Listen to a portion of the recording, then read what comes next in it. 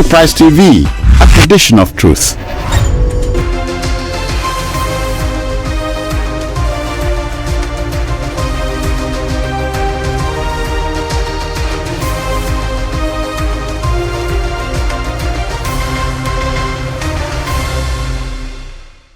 To our viewers in Lagos, Nigeria, and around the world, I welcome you to Enterprise Friday on Enterprise TV. I am Henry Igwebike.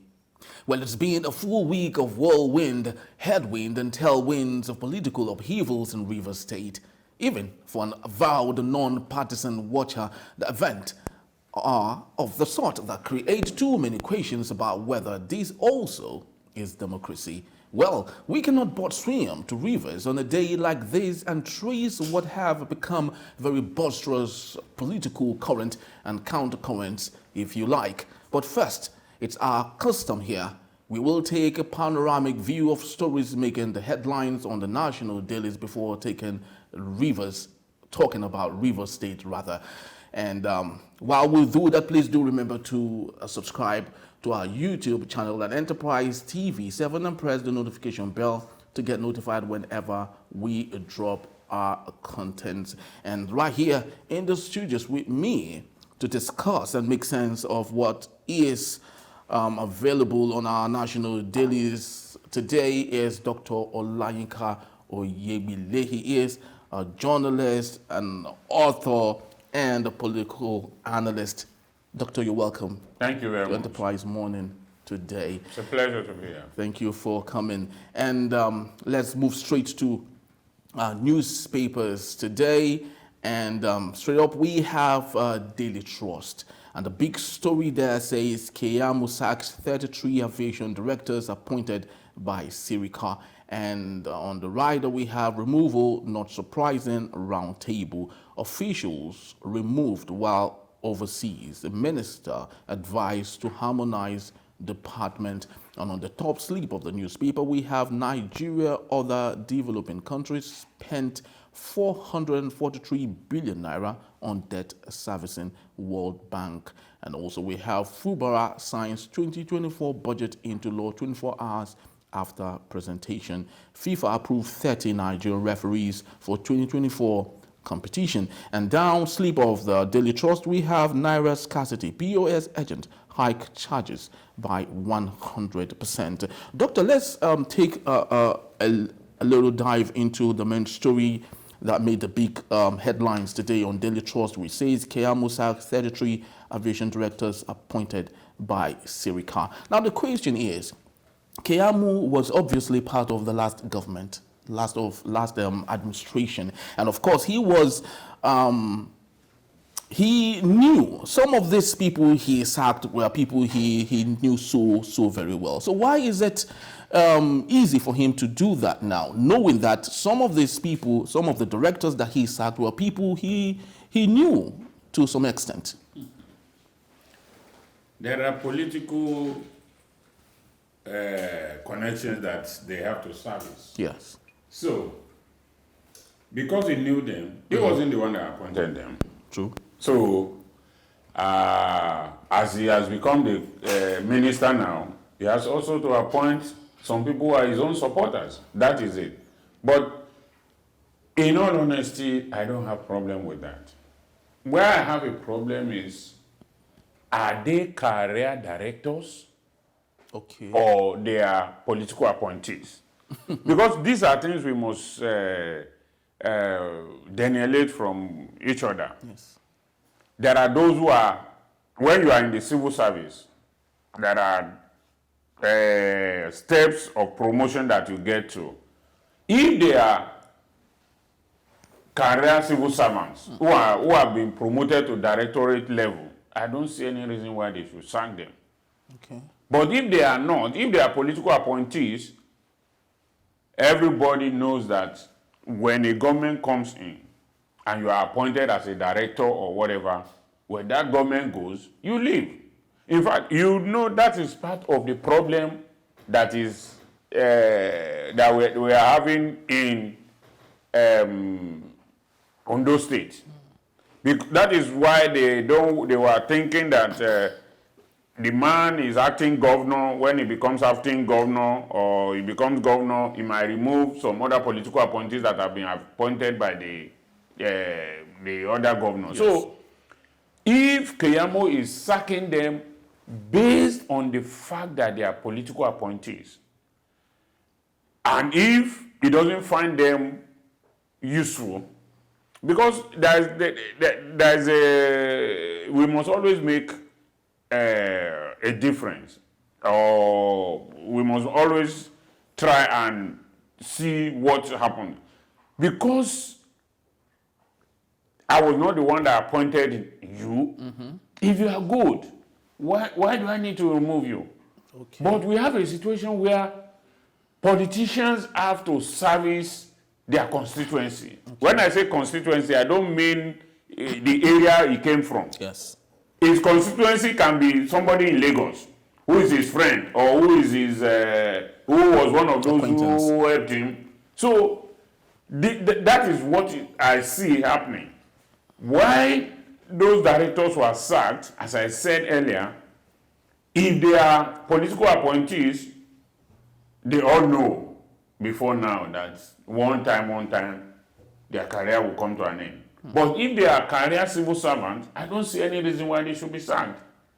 Because we have a situation where we just appoint people, whether they are qualified or not, as long as they belong to our political party or they are our friends and so on and so forth, we appoint them and we give them whether they perform or not, which was what happened during the last administration. Mm-hmm. You know, a minister himself confessed that the president, that's the former president, yes, will give you an assignment and he will never look back. He will never ask you what is going on there. Mm.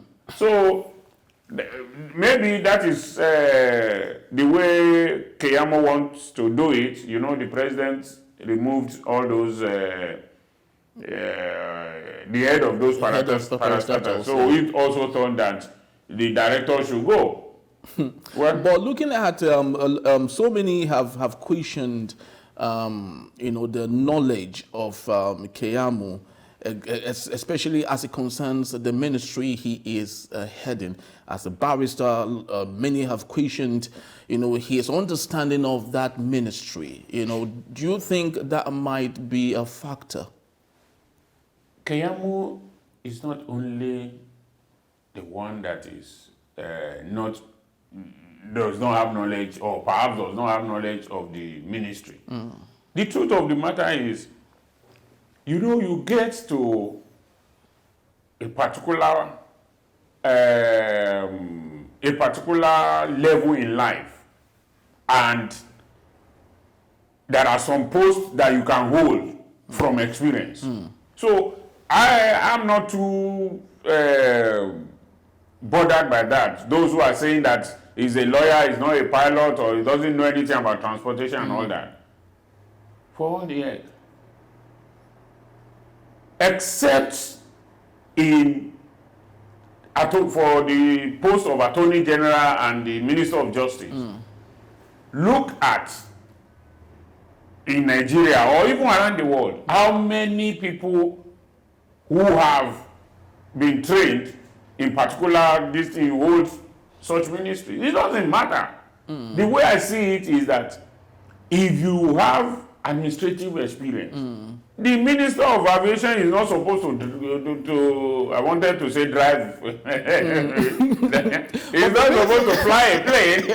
You remember a former Chief Justice who said they drive a plane.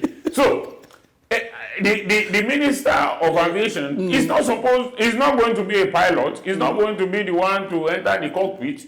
All he needs is just that.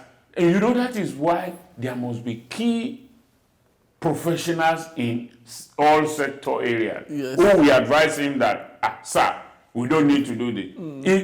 Okay, for instance now, you don't need to be a journalist to manage a TV station or a newspaper. Because those things are busy.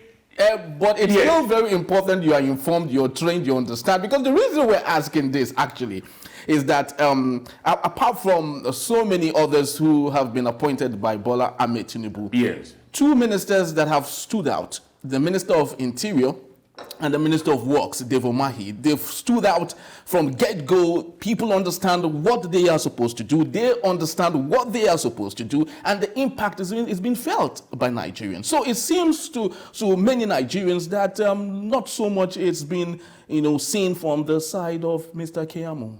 Well, in all honesty, it's not as if I'm enamored of Keyamo's personality. Yes. But I'm just trying to argue when people are talking about and he doesn't know.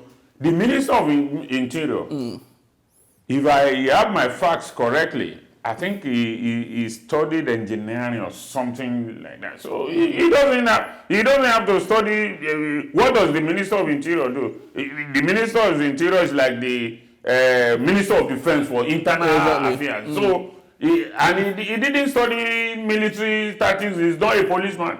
But what I'm saying in essence is that most of these ministry, what you need is that experience. Not he doesn't have to be an aviation pilot or aviation administrator to preside over the Ministry of Aviation. All right. That is not to say he's doing well. Yeah.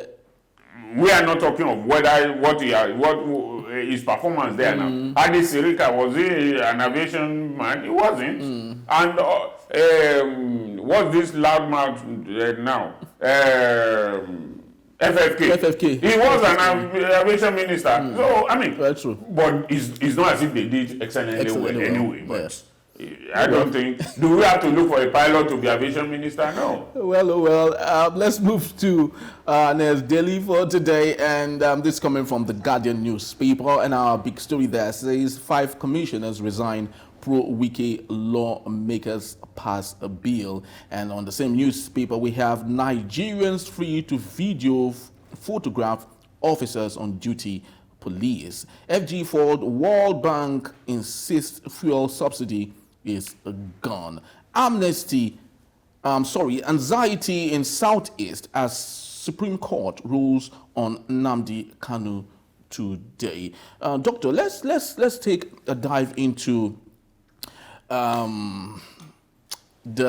I would call a good reason from the police saying that Nigerians are now free. They've given us the license, are now free to video and photograph officers on duty. Do you think that will trickle down to the average policeman on the streets, allowing Nigerians to freely, video them or take photograph of them while they are on duty? One thing is this. Let me give an analogy. Yes. I teach journalism courses in a private university, and I tell my students, when I ask them to define for me what is news, I always remember one thing that one of our illustrious journalists and journalism teacher once told us, Professor Olatunji Dare. He said, news is something somebody wants to hide. The other is advertisement. What does that mean? If a policeman is doing what is right, why does he need to ask you not to video him? Because if you video him and he's doing something right, and you upload it, it is good for him because it's people. For the authority. Exactly. Yeah. But when he's doing bad things, that is when he will ask you not to video him. Okay. So the police authority now saying that we are now free to take picture and video police officers is a good thing, as long as it's not in a security zone. Yeah. Like maybe he has maybe in some gadget room or something that would impinge on the security of the nation. But a policeman is on the streets, he's stopping vehicles. If he's stopping vehicles to ask them, or legitimately, the video that went viral a short while ago, there was I think a Danish woman or something. A tourist. Yes. Driving a bike from, and saying he's going to Abuja. You see those disgraceful police officers asking for money. So, if they were doing the right thing, that okay, the tourist stopped and asked them, oh, this is where I'm going. Can you direct me? And they directed him. And they were good enough to give them exactly. But in this situation, they were asking for money. So now, those ones, they will not want themselves to be videoed. But if they were doing their patriotic duties, they will want to be videoed. There are those who have been videoed that have gone to authorities and they've rewarded them for good work. But you would agree with me, Doctor, that it's a different thing for the top, head of the Nigerian police to say something, and it's a different thing also for those who are exercising those duties to accept that what our Oga has said should be allowed. So how do we bridge that gap? What we need, we also need to be commonsensical in this. Okay. Because the IG or the PRO has said we can do that. That does not mean that I'm on the road now and I see an armed policeman trying to extort money from some people, and then I begin to show him and video him. The guy might shoot and kill someone. So one needs to also be careful and be sensible in doing that. Then the police hierarchy must be told or must be educated that, look, these are the rights and privileges that citizens are entitled to. So if they now cross the border, then they can be disciplined. But they need also to be educated, because it is one thing to tell us that this is what we should do. It is another thing for your officers to abide by it. Because I remember in the early days of laptop, I was going home one day, I was driving, and the policeman stopped me and he asked me to open the boot, which I did. He saw a bag. He said he wanted to see what was in the bag. I opened the bag and he saw a laptop. And he said, where is the receipt of the laptop? I said, I'm a journalist and this is my tool of work. How will I be carrying the receipt about? He said, no. I must bring the receipt. I said, okay. Can I also see the receipt of your gun? He said I should go and ask the Inspector General. I said, okay, you to go and ask my editor-in-chief. So, so these are things that they must be told. They must be taught where that, look, people have a right. It is only in Nigeria that a policeman or a man in uniform will see his uniform as something as a privilege to oppress you. A policeman or a recruit in the army will enter public transport and claim to be staff. And demand not to pay. Yeah, of course. That's the essence of saying it's a staff. Some will not even wear uniform. They just put on the cap. Some of the cap is so dirty as if they picked it from a dustbin, and he will tell you it's a staff. So we need to do a lot of orientation for our uniformed men, not only police. Because even the ones that are semi-military, semi-military now, the NDC, NDC, or this Lagos neighborhood, all of them are claiming to be staffs. There's a need to do something better. But I think the police has done well, but they also need to educate their officers. Yes, exactly. There's often the need to educate police officers so they understand what they are supposed to do. Now let's move to this day newspaper, and our big story there, we have federal government vows to award all assets to only companies with proven capacity in future bid rounds. And on the top of the newspaper, that is on the top sleeve of the newspaper, we have Tinubu having Akpabio, Abbas at my side as NAS leaders enough to make me succeed. FUBA signs 800 billion budget into law. Doctor, the top sleeve of the newspaper is sort of disturbing. It says Tinubu having Akpabio, Abbas at my side as NAS leaders enough to make me succeed. Isn't that enough to say that the president is indicting himself? Because with that, what he is invariably saying is these people are rubber-stamped. Don't you think so? Yes. If you look at it, that statement implies that. But at the same time, it is good to have the legislature and the executive having agreement. Okay. But in our own case, and I would say, unfortunately, since the advent of the APC at the federal level, except for the first 4 years of Buhari, that we had an active National Assembly, sort of, under Saraki. Yes. And we saw what happened after Saraki left. I'm not saying that the Saraki headship of the National Assembly was about the best or the kind of thing that we wanted. But these are the things, the executive and the legislature are different arms of government. So if the president is Trying to marry Booth, saying that he is happy that the Akpabio and Abbas are on his side, right? And therefore there's the possibility of him succeeding. that means that we are going to be having a rubber stamp National Assembly.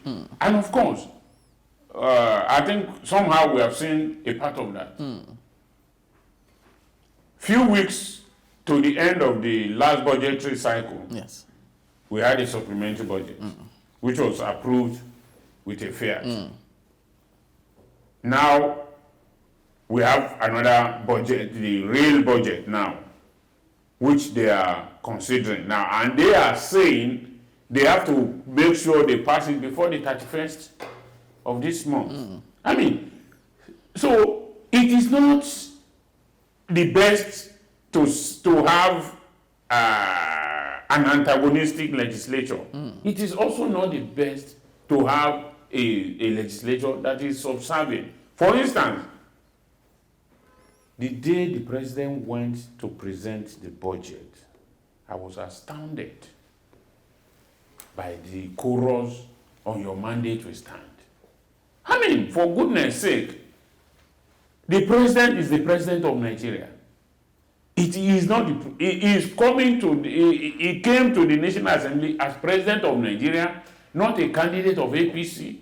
So why is it that the House now stood up and was standing, singing his praise? And then that idea of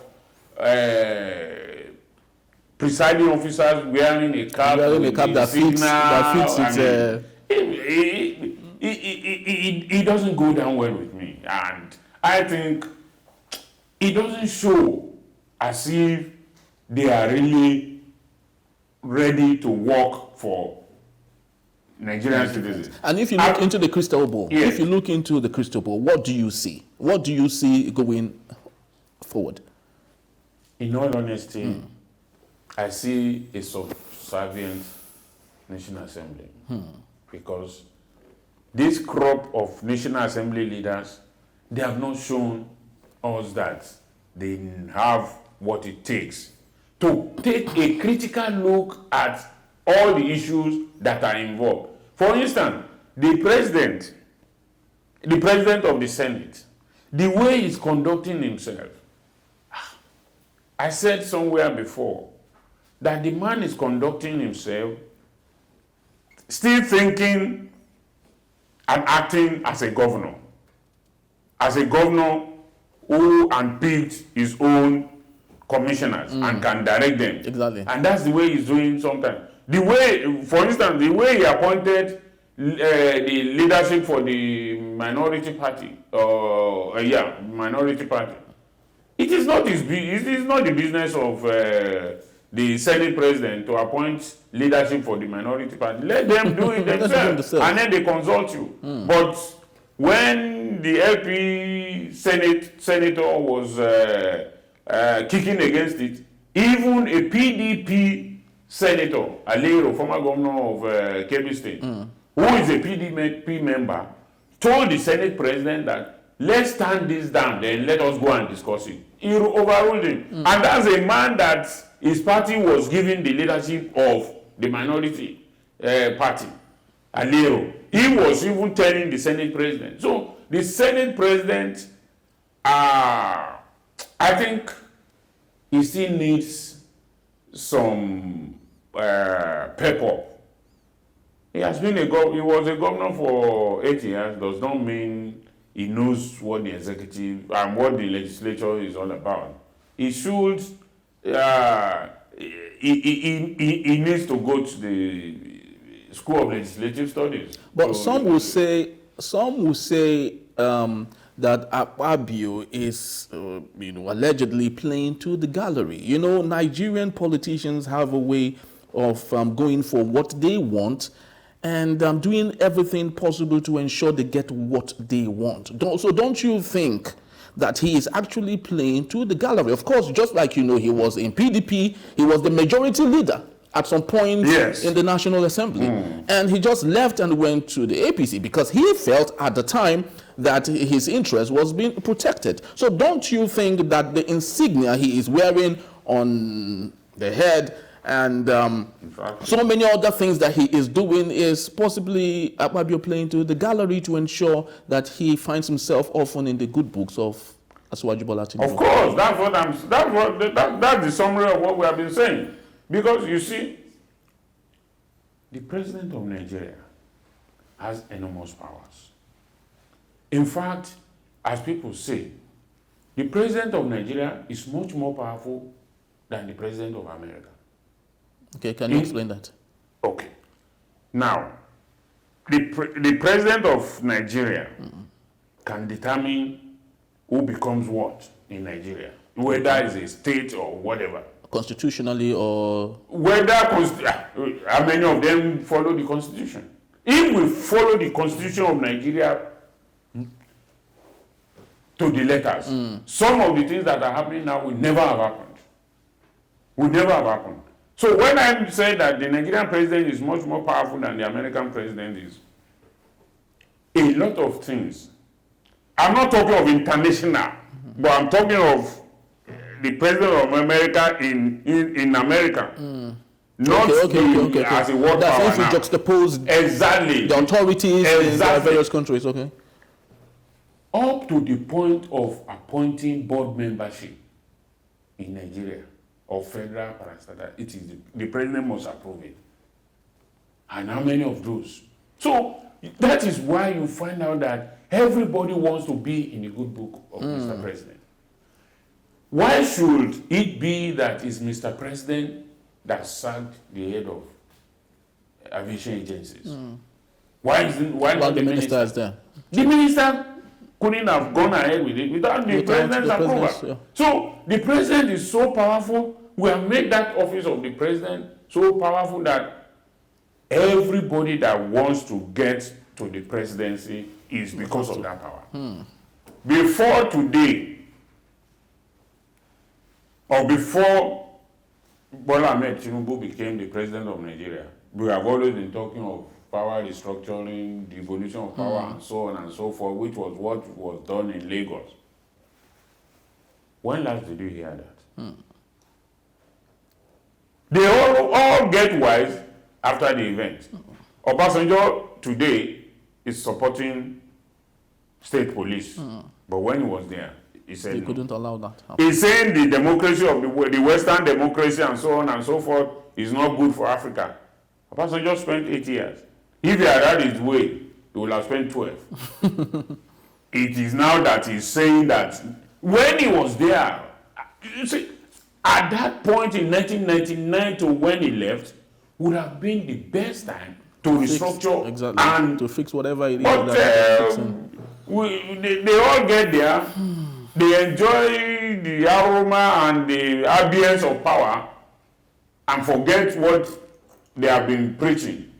So immediately they leave the place, they now remember that, oh, I forgot to do this, then the next president must do it. That next president will not do it. He will also finish his term and then that's just it. That's exactly what it is. Yes, we would have loved to have more time to dwell and discuss on this, but we have to leave. But of course, I won't go without saying my thank you to Dr. Olayinka Oyebile for always making our time to come on Enterprise a morning. When we return, Governor Fubara signs budget into law 24 hours after presenting it to the state lawmakers. Plus, there are at least 4 commissioners who think they have stayed long enough on the governor's cabinet.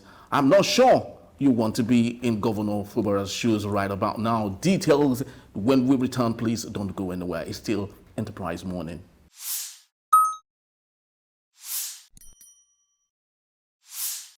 Enterprise TV, your one-stop shop for news, programs, human angle stories, the economy, sports, and much more.